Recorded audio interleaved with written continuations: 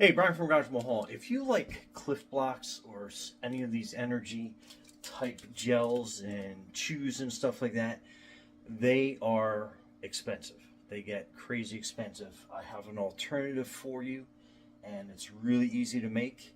I take V8 Energy, or you can use basically any type of energy type, like you can use Monster or anything else that's out there on the market. What you do is I take 10 ounces of the energy drink. So I have a can that's open already. So we'll put that in there. And I'll get you a close-up as I do this to make it a lot easier to follow. Alright, let's get another can of the V8 and let's get us up to our 10 ounces. Right about there. And then what I do is I grab some beef gelatin powder. Any brand will do. And this is awesome because this has almost no protein in it whatsoever. And then this we are going to be putting a tablespoon, 2 tablespoons. So that's like 18 grams of protein. And again, you're breaking them up into smaller little round morsels, and I'll show you that in a second. And so, and what I have found is that you put the powder in the pan first, and then you add the liquid. For whatever reason, that just seems like it mixes better in there. And you want to turn your flame on low, and then you want to start mixing it right away. So you want to make sure that that totally kind of dissolves. And if it doesn't dissolve all the way, the heat will definitely help get that going. Now, I also use some Jet Alert because I'm going to make this like a caffeine fortified chew. So I'm just going to add 2 tablets into the mix. And I'll get you a little bit extra caffeine per serving. Be careful about how much you add, but that's like the max for this dish. And then I will take some honey, and I just give a kind of like a quick drop in there just to kind of add a little sweetness to the mix.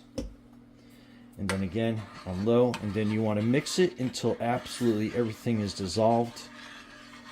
And I'll take a quick minute or so. I usually wait just until it starts to get some bubbles, like boiling bubbles on there, and then I will turn it off and remove it because it does dissolve rather quickly. Okay, so let's let this go for a quick minute or two, and we'll be back.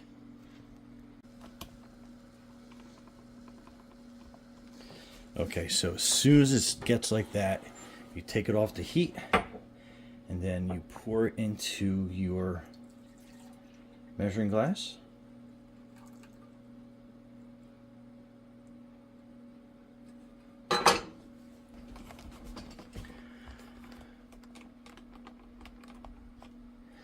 And then I'm basically just pouring it into a chocolate silicone mold. So make sure I concentrate and try to make them as even as I can as I go through.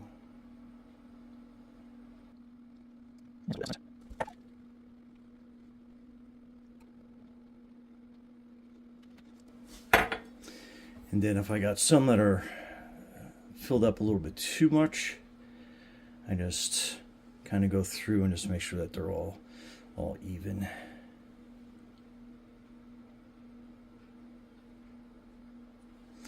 That way you get a uniform amount. So I think that's all good. And again, if I was an expert pourer, that would probably be a lot better. But there we go. So nice and even. And this will set up on the counter. However, what I do is I usually let it set on the counter for probably about an hour. So it kind of like solidifies. And then I put it in the fridge before I start popping them out of the mold. and I'll show you that process next. Okay, this is why you let them sit for probably about an hour, so you can easily transport them and put them in your fridge. Okay, so take them out of the fridge, and it is important that you want to kind of pinch it from the bottom here, and what happens is they pop out pretty easy as long as you had them refrigerated long enough. And this is probably an hour I had them in there. Usually I kind of end up going about my day, and then I come back after a few hours, but I think an hour seems like it's working pretty good. And then they just pop out.